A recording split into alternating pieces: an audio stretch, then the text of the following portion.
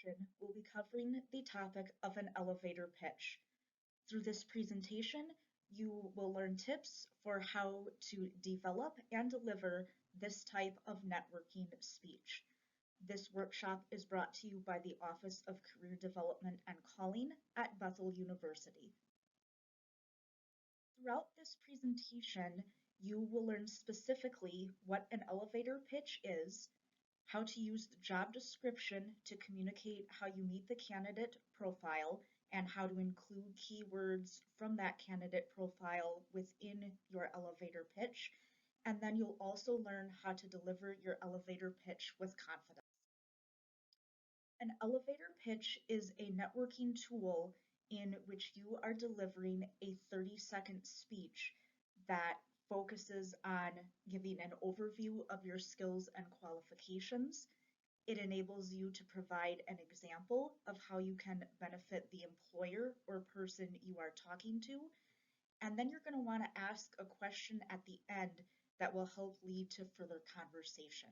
So really think of the elevator pitch as a networking tool that will enable you to plant a relationship and not just collect a contact. Networking is most effective when that relationship is built. So don't just focus on obtaining the name and phone number or email address of the person you are talking to, but really making your elevator pitch the launch to a further conversation that will help you develop that relationship that is so important in networking.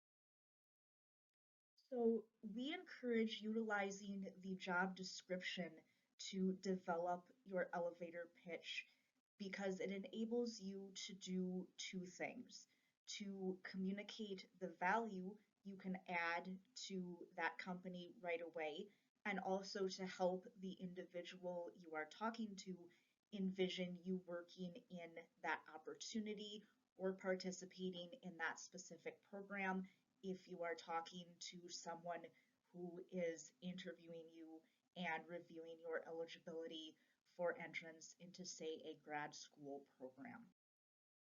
Now, you may be asking yourself, what parts of the job posting do you analyze to obtain the information that you will work into your elevator pitch? Well, the first area you are going to want to review is the responsibilities section. This section most likely will outline what the person in that position would spend most of their time on in their day-to-day activity, or what problem the person who is hired for that job would be hoping to solve. After reviewing the responsibilities section, you're going to want to focus in on the requirements, specifically the traits that are listed near the top, or they may also be designated as minimum or required qualifications. Once you've reviewed both of these sections, take a glance through the rest of the job posting and see what words or phrases are used multiple times. These are likely an indication of the most important traits the company is seeking in the candidate that they want to hire for the internship or job opportunity. So let's have a little bit of a practice at seeing what this could look like. So over here we see that I have identified that audience engagement and company visibility are important to what this particular company is looking for in the digital marketing specialist that they are seeking to hire. So a couple of places I see these keywords are right here, where it says encourage greater social media participation and engagement.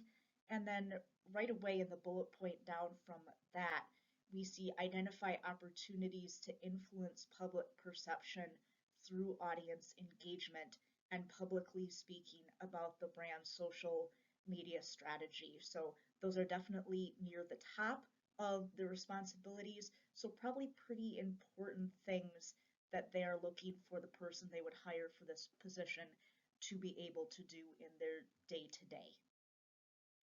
Moving over to the requirements section, we see again web development and web design software is key skills that this company is looking for their digital marketing specialists to have. And we see that outlined right here where it says knowledge of Adobe Creative Suite and design software, as well as adequate knowledge of web design, web development, CRO, and SEO. So now that we know how to use the job posting to really prepare us to speak to the recruiter, we can move to focusing on what are the components that we need to develop our elevator pitch. So you're first going to want to determine your goal because your elevator pitch can look very different depending on who your audience is. For example, the things that you would want to highlight when interacting with a recruiter at a job fair would be very different from the types of things you would want to highlight if you were at an interview to gain entrance into a grad school program.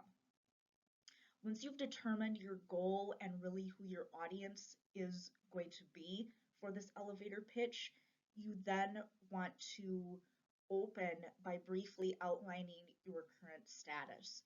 If you're a student, talk about what year in school you are and the major that you're pursuing. If you recently graduated, again, talk about your major, but also maybe talk a little bit about what you're hoping to get from a job opportunity. Then this is really where the skills that we identified in that job posting come in to our development of the elevator pitch.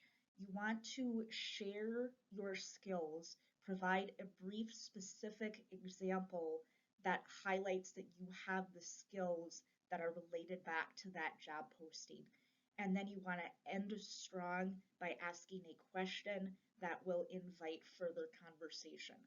So putting this all together, I have an example here that I'll read and then I can talk through a little bit. So here goes the example. My name is Samantha Sample and I am a senior business major with a concentration in marketing. I have reviewed a variety of positions with your company and have seen you are looking for someone who has content creation and teamwork skills.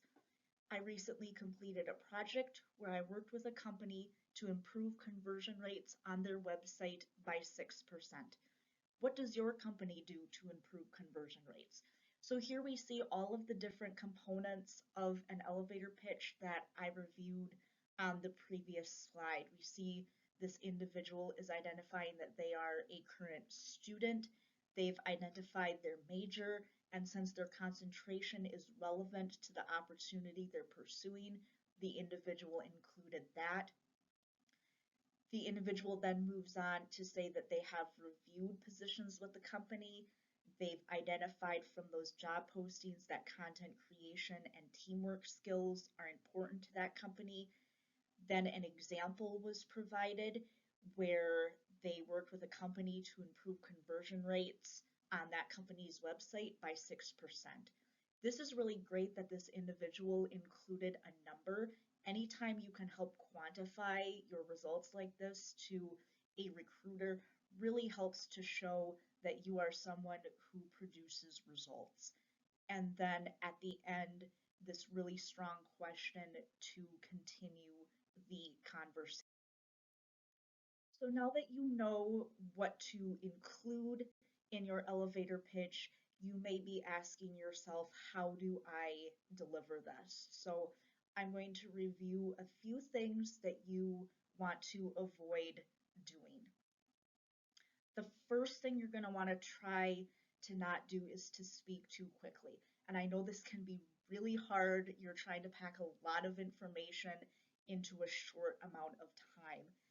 But rushing through your pitch will only cause the listener to miss what you are trying to communicate. So as much as possible, try to speak slowly. On the other side of that, though, you don't want to talk for too long because remember, we are using this speech to invite a further conversation. We're going to ask that strong question at the end.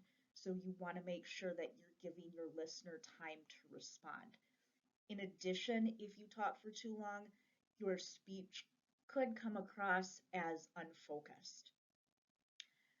When delivering this kind of speech, we want to have a lot of energy. So things that contribute to us not having energy is when we frown or we speak in a monotone. So combat that by smiling and using your tone of voice to communicate warmth and enthusiasm.